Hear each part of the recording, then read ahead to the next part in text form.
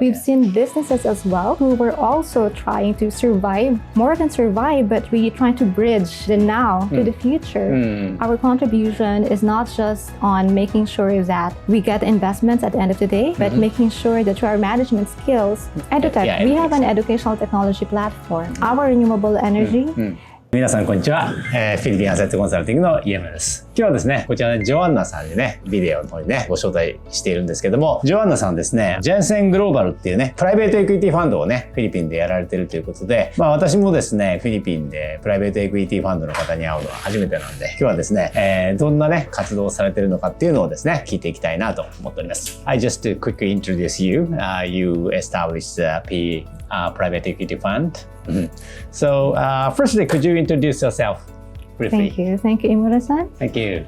I'm Joanna Serrano. I'm the CEO and founder of Johnson Global. Johnson Global is the investment and business consulting firm that is also into private equities. So let me just share with you some highlights about the company. Okay. ではね、まずね、そうですね。Could you introduce your company first? So Johnson Global is a business and investment consulting firm that leads the businesses through its roadmaps in different stages as we understand and guide them through the different market insights, different market scenarios, really aligning them to the different strategies that would best fit the business, the landscape, and the environment. So also initiating current capabilities, organizational structures is also one of the key roles that we play. This is, of course, for us to enable the different businesses to achieve its operational excellence, adaptability, and sustainability as well. I see. So Johnson Global, as a firm, is really keen in making sure that the parameters are set well for the businesses to thrive, to grow, that potential has been identified, the business models were realized in place, and certainly for execution. I see. We started actually having Johnson Global as the savior during the pandemic for most companies, if I may share. We know that for COVID-19, it has created a lot of impact to different businesses in the Philippines and globally as well. So we were somehow forced to pivot or really re-identify ourselves then. Because imagine, from being a business and investment consulting firm, we got to really adjust well and respond. So our response to the companies around us was basically just a reflex. It was like a normal reflex for us to respond to what the businesses need at that time. So understanding it from a value chain, the different businesses across sectors need funding. Maybe in forms of asset monetization, debt funding, financial instruments, investment, or capital infusion. That's badly needed during the time. And for us, because we really understand that business is business. It's so hard to just give up the business just because of hard times. So us being really organically concerned about the economy of the Philippines then, we've been hearing companies with, let's say, assets just lying around in the hangar waiting for the flights or commercial flights to be back to normal. We saw companies trying to close their factories, but sales of the clients outside the Philippines, they're still there. They just need some capital infusion to make sure that they can still prosper and continue the operations. We've seen businesses as well who were also trying to survive, more than survive, but really trying to bridge the now to the future as they have tons of sales contracts that's really there. But how do they bridge going here serving that sales to a client outside the Philippines to the current now? That bridge is somehow a short bridge, but it's quite a tricky road. So that's where we come in. We want to make sure that we assist them in making sure that, yes, we recognize there's the potential. The market is still there, never dead. It's always there. and potential is still really as broad as it can seem. So that's where we come in. So it was also the time when we got to realize, as we've been hearing from other businesses in our sector, they've been referring to us as an angel investor, as a hedge fund, as a venture capital firm. So then we realized it's the right time to really respond to what the environment in the Philippines would need. So therefore, or thus, us being into the private equity sector now. So could you tell us, I understand your principle of the investment. So could you tell us more about your strategy of investment, meaning that which sector are you focusing on, or what business model do you put the money into the company or something like that? Well, it's always an exciting question because if you're talking to someone who has been used to the Philippine markets, that's always like, do I need to shortlist it to the top 10? Because the Philippine business as it is in landscape is really as dynamic as it can be. So if I am to shortlist it to just the top 5, I may be misrepresenting the whole other sectors that has the equal potential. But let me just name what I feel on my personal standpoint are the sectors that is really thriving, that is really worth investing. That's why we have our own shares into those sectors, because we look at it not just on the current status of it, but the potential that it has in at least 5 years from now. And these certain sectors would of course include renewable energy, information and technology, IT. As they say, that's the sexiest sector because it keeps on evolving. Now we talk about AI, which is really into the right pedestal. Sure. And then of course there's still real estate. And of course we still have the solid waste management, or the waste management, which is connected to renewable energy. I see. And the fast-moving consumer goods would always be there to support the trade.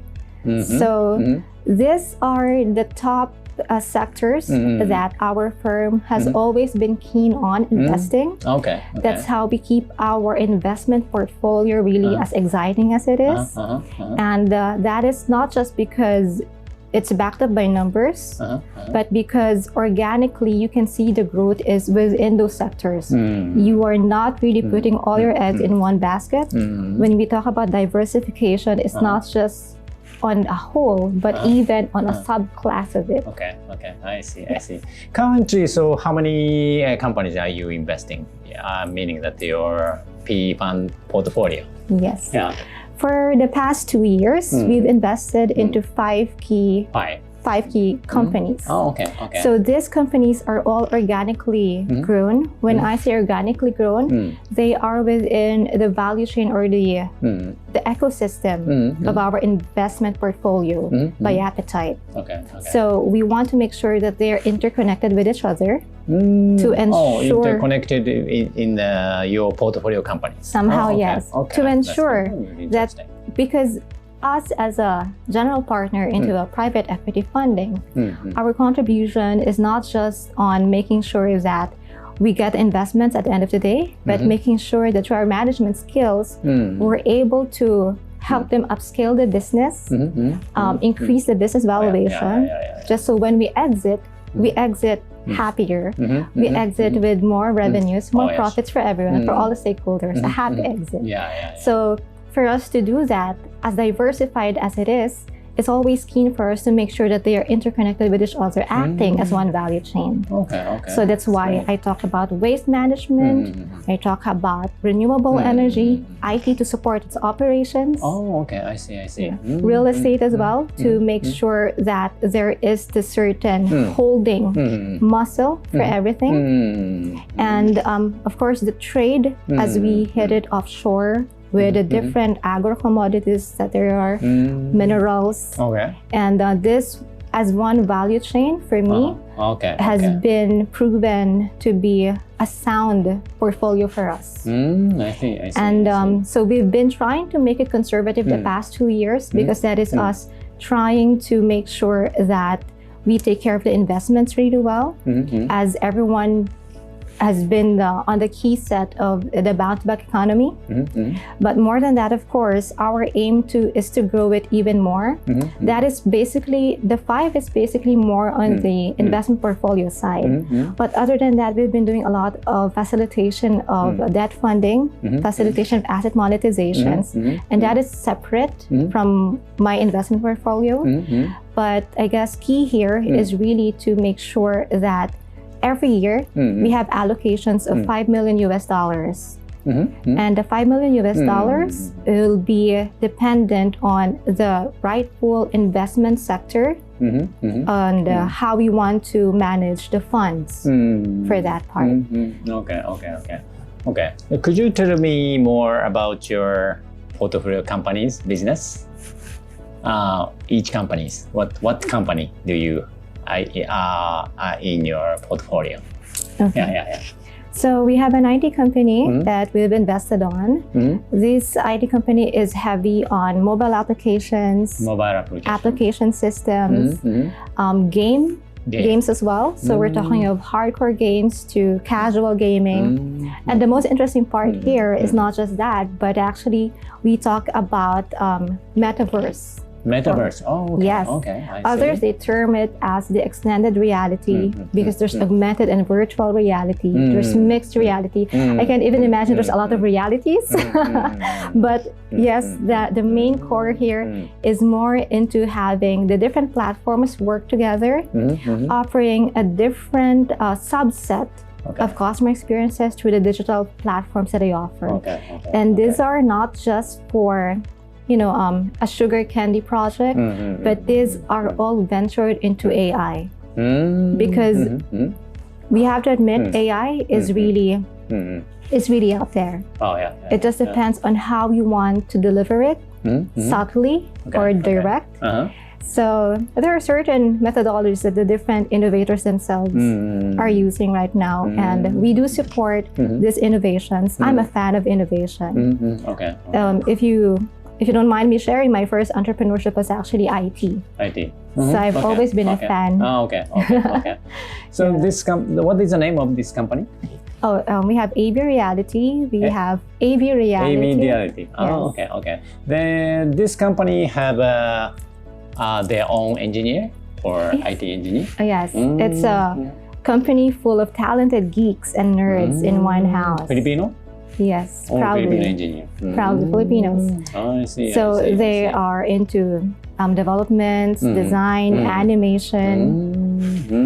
So even you have a engineer of the AI system?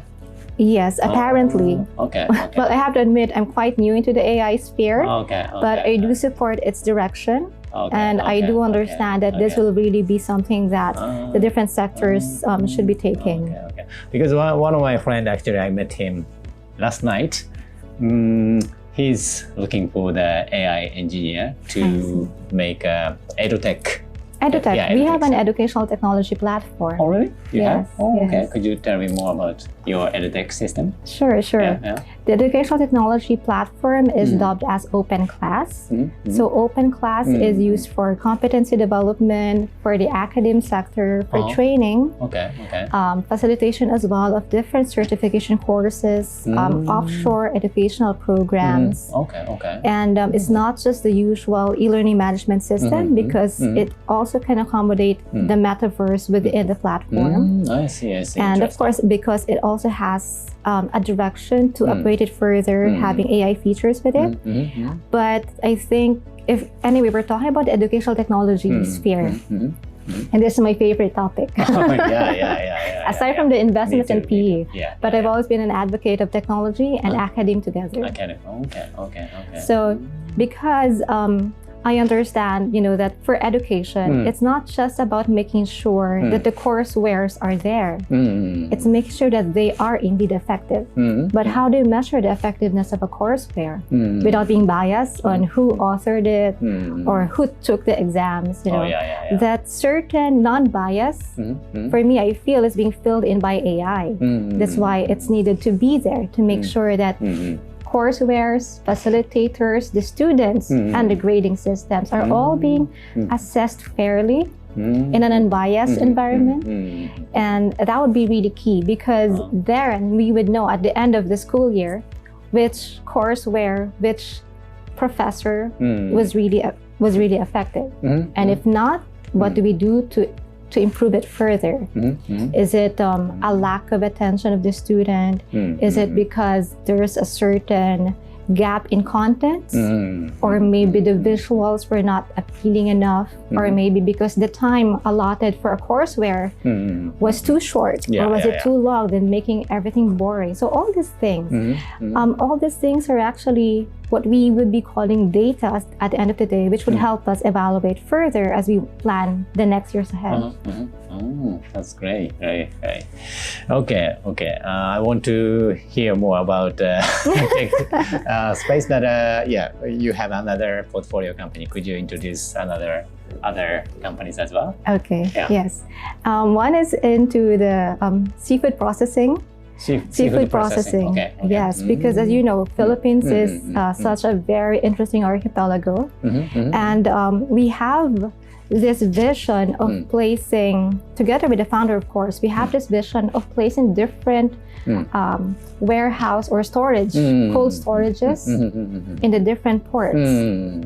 And with this, a -0 cold storages, this then can sustain the life of the perishable goods further as it waits for trade the next day or in the coming days.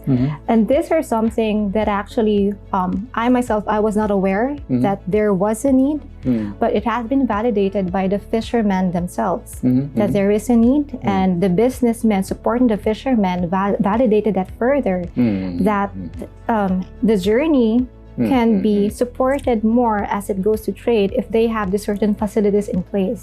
So like these things, these are not the usual talked about portfolio of an investment, but because I'm always an advocate of making sure that we make an impact to the businesses that we invest in, not just because it's a fad. Fad can come and go, but if it's a need validated by the community that you serve, I say I serve because communities are there to thrive. And how does a community thrive? You serve them so that they'd be given a chance to thrive and do what they're good at. Okay. Our fishermen here, they're good at what they're doing. And I may not know a thing about fishing. I love the fish though. But I do understand that it takes cost for the fish to arrive in the port. It takes cost for this port to sustain and store until it goes for shipment and until it reaches the buyer in Japan, in Korea, in Taiwan. For export. So imagine the savings that we are offering the fishermen and the business folks supporting them if we have these facilities in place. So that's why we are very keen on making sure that facilities will be in place as they are needed by the community who needs it. And there's also one that's into agriculture. So we talk about commercialization, we talk about agriculture and agua earlier. So there's agro and agua and commercialized investments. Commercialized investments would be the IT companies that I mentioned, the renewables, waste management sometimes can fall into that. But the agro and agua, these are two sectors. Agro and agua. It is the first time to hear that word. Agro means agriculture. Agua means water, or that's why we have the fishing. Okay. So imagine if a business supports the commercialized sectors, supports the agro and the agua, I feel there would be higher chances for the economies to thrive. And that itself is diversification. Johnson Global is keen in maintaining a diversified portfolio, not just because, again, it's a fad or that, it sounds too corporate, but because we know this is where the money can be safely kept as it thrives with the community that it has on the business perspective, operations, and making sure that investments can be further moved forward after on. I see, I see. Could you tell me more about the agriculture side of business? Yeah. So if our fishermen need certain cold storages as well, storage. then our farmers would need support of certain facilities as well. And nationally, there are different ranges of farmers. I've only learned this through the business.